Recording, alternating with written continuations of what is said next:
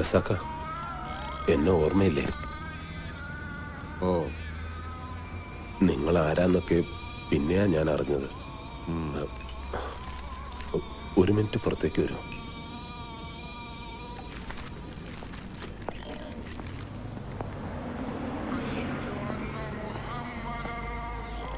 ഞാൻ അപ്പ പറഞ്ഞതൊക്കെ നുണയായിരുന്നു.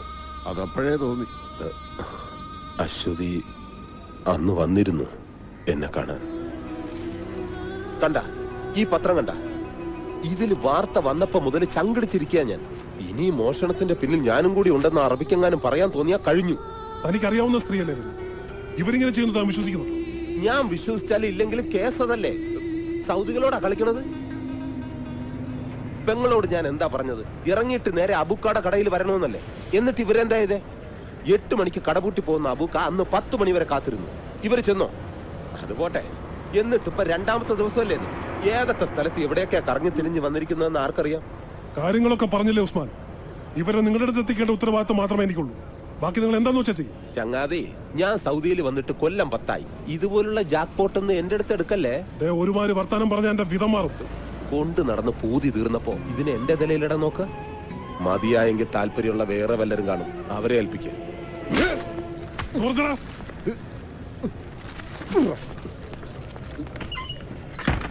അപ്പോഴെന്തോ അവരോട് എനിക്ക് അങ്ങനെ പറയാനാ തോന്നിയത്. ഞാൻ എന്റെ കാര്യം ഓർത്തുള്ളൂ. ചിലപ്പോ അറിയാണ്ട് നമ്മളെല്ലാം സ്വാർത്ഥന്മാരായി പോവില്ലേ. സത്യത്തിൽ ചാടാൻ പറഞ്ഞത് നല്ല ഉദ്ദേശത്തോടു കൂടി തന്നെയാ. എന്റെ ഒപ്പം പോകുന്ന ഇന്തോനേഷ്യക്കാരിയെ ഞാനൊരു വീട്ടിൽ ജോലിക്ക് നിർത്തി കൊടുത്തിട്ടുണ്ട്. അതുപോലെ എവിടെയെങ്കിലും കൊണ്ടു ചെന്നാക്കാന്നാ ഞാൻ കരുതിയത്. പിന്നെ ഇപ്പോഴെന്താ മനസ്സ് മാറിയത്? കുറ്റബോധം?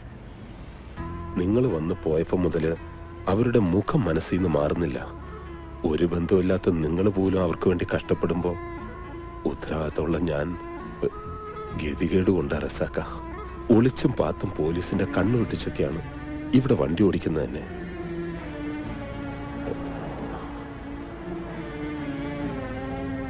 നിങ്ങളെപ്പോലെ ഒരാൾ സൗദിയിലുള്ളത് വലിയ ഹയറായി റസാക്ക. ഏതെങ്കിലും വഴിക്ക് നിങ്ങൾ അവരെ അന്വേഷിച്ച് കണ്ടുപിടിക്കണം. അശ്വതിയെ കൊണ്ടുവന്ന ട്രക്ക് ഡ്രൈവറാ? അതൊന്നും ഞാൻ ചോദിച്ചില്ല.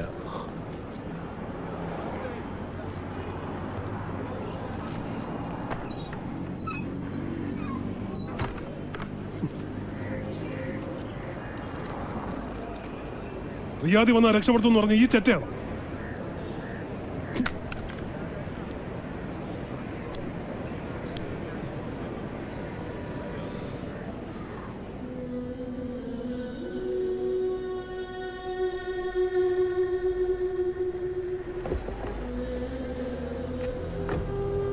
ഇനി ആരെങ്കിലും ഉണ്ടോ അഭയം തരാൻ?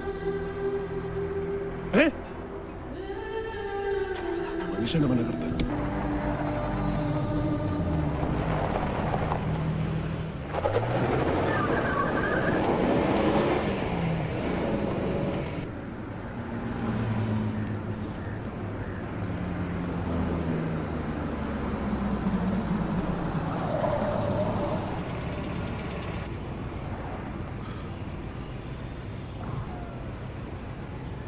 ഇറങ്ങിക്കോ.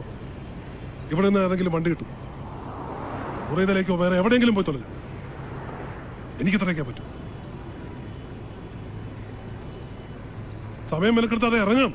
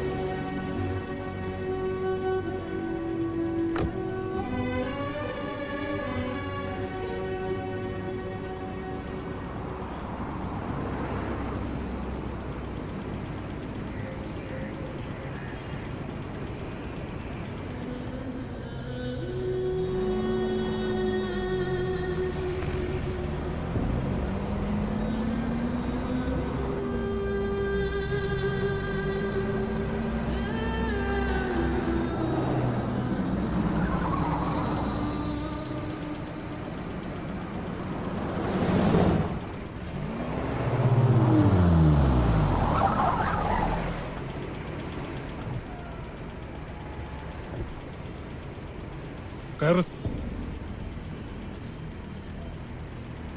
പറഞ്ഞ കേട്ടില്ലേ? കേറ്.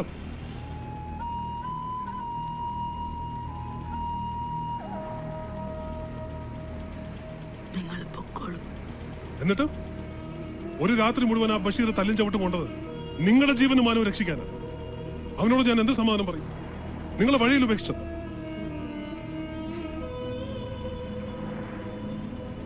ഇങ്ങനെ കൊടി നാട്ടിയ പോലെ നിൽക്കാതെ കേറാം. അനക്ക് ഇവിടുത്തെ നിയമമൊക്കെ അറിഞ്ഞൂടെ ഭരത? സ്വന്തം ബന്ധമില്ലാത്തൊരു പെണ്ണിനെ പോരെ കണ്ട അറിയാണ്ടല്ല സിസ്ക, എന്തെങ്കിലും ഒരു വഴി തെളിയും. മുനീറ, നീ ഒന്ന് വീട്ടിലേക്ക് കൊടുത്തേക്ക്.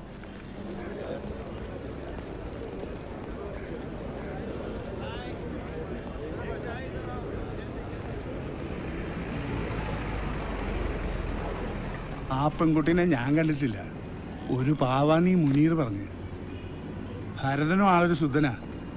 കാണുമ്പോൾ ഉള്ള പരക്കം മട്ടേ ഉള്ളൂ. പറഞ്ഞിട്ടെന്താ, സൗദിയിലെ നിയമല്ലേ, ആരെങ്കിലും ഒറ്റിയതാവും. പോലും കൊണ്ടുപോയി രണ്ടാളെ.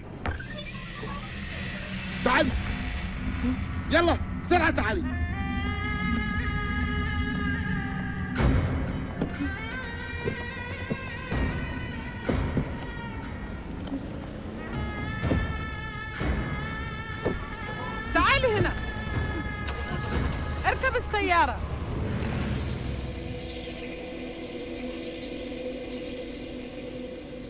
അപ്പോൾ ഓക്കെ, അഡൾട്ടറിയാണ് കേസ്.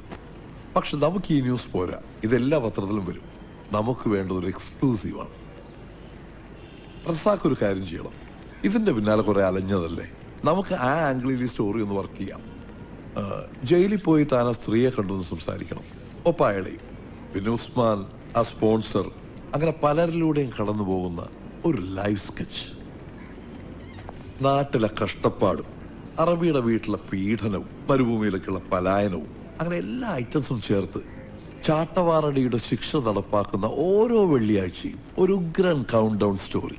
എന്താ, റസാഖ് കൊട്ടേക്കാട് എന്ന് തന്റെ പേര് വെച്ചാവുമ്പോൾ ഇവിടുത്തെ മലയാളികൾക്കിടയിൽ അതിന്റെ വിശ്വാസ്യത കൂടും.